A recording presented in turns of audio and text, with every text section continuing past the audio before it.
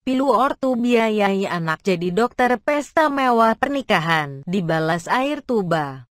Seorang dokter inisial A dibesarkan dan dibiayai orang tuanya hingga meraih gelar dokter.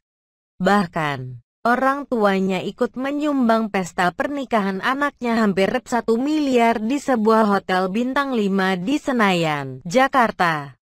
Tapi bukannya berterima kasih, Dokter A malah membalasnya dengan air tuba. Dokter A nyaris memukul orang tuanya dan mengumumkan di koran bila ia bukan anak orang tuanya lagi. Durhaka, namun demikian, kasih orang tua tidak pernah habis. Kedua orang tuanya tidak ada niat sedikit pun menginginkan anaknya masuk penjara. Sebenarnya klien saya tidak pernah menginginkan anak mereka masuk penjara. Mereka hanya ingin anaknya dinyatakan bersalah dan menyadari bahwa tindakan yang dia lakukan kepada kedua orang tua kandungnya tidak bisa dibenarkan dari sisi etika maupun dari kacamata hukum, kata kuasa hukum orang tua, Albert Kuhon, saat dihubungi Detikcom, Rabu tanggal 27 Mei tahun 2020. Akibat perbuatan anaknya itu, kedua orang tuanya mengalami trauma mendalam. Rangkaian pilu yang bertubi-tubi itu membuat kedua orang tuanya depresi. Orang tua itu mengalami penderitaan psikis akibat konflik dengan anaknya. Kasus penganiayaan secara psikis memang sangat jarang dilaporkan. Kalau toh ada penanganannya, pembuktiannya cukup rumit. Pihak orang tua baru menempuh jalur hukum setelah dinyatakan putus hubungan melalui iklan akhir Mei tahun 2017. Itu pun tidak langsung diproses, melainkan melalui upaya mediasi beberapa peluang yang tersedia, ujar Kuhon. Sebelum sampai ke tingkat penuntutan, sudah berkali-kali ditempuh upaya perdamaian.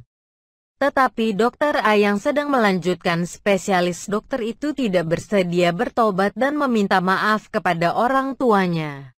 Bahkan dalam salah satu upaya perdamaian, dia berkata kepada orang yang berusaha mendamaikan bahwa bapaknya megalomaniak, ucap Kuhon.